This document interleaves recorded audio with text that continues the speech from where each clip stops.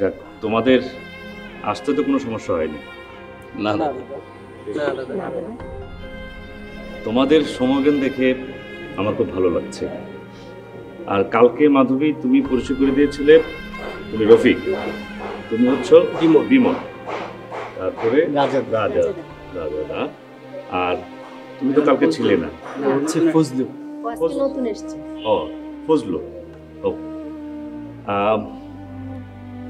আসলে আমি যে দায়িত্বটা নিয়ে তোমাদের গ্রামে এসেছি, আমি সবকিছু বলবো তোমাদের, কিন্তু তার আগে আমার যেটা মনে হয়েছে তোমাদের সঙ্গে কিছু কথা বলা দরকার।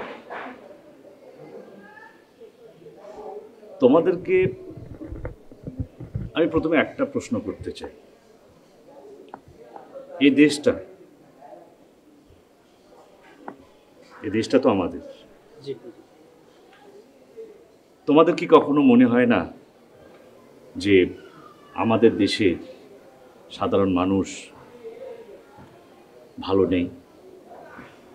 তোমাদের কি মনে হয়? হ্যাঁ দাদা। কেন মনে হয় বলো?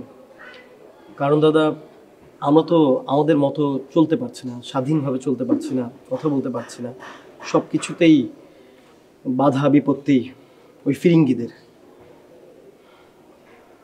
কারা বাধা দিচ্ছে? ব্রিটিশ শাসক। বাহ,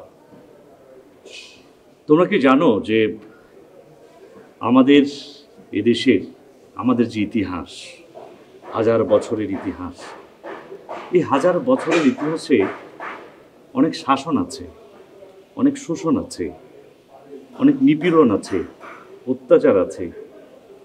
জাতি হিসাবে আমাদের যে একটা ঐতিহ্য আছে, সেই জায়গা থেকে আমাদের যে মূল্যায়ন, সেই জায়গা থেকে আমরা অনেক পিছিয়ে আছি।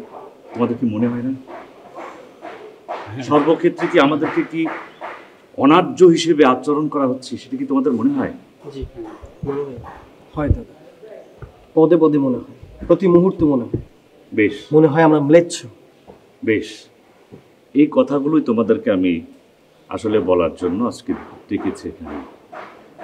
আমাদের হাজার বছরের যে ইতিহাস, ঐতিহ্য, অথচ আমাদের দেশে আমরাই নির্যাতিত, আমরাই অত্যাচারিত, আমরাই নিপীড়নের শিকার। এই অত্যাচার, এই নিপীড়ন, এই শোষণ, এই জায়গা থেকে কি আমাদের মুক্তির দরকার আছে? অবশ্যই দাদা। কিন্তু সেটা কিভাবে? দাদা, সংগ্রাম করে। বাহ, সংগ্রাম করে। হ্যাঁ দাদা, আমরা সবাই মিলে একত্র হয়ে সংগ্রাম করতে চাই। বাহ মাধবী, সাবিত্রী, তোমার কি মনে হয়? আমিও সবার সাথে একমত। আমারও মনে হয় আমাদের সবার একসাথে হয়ে সংগ্রাম করা উচিত।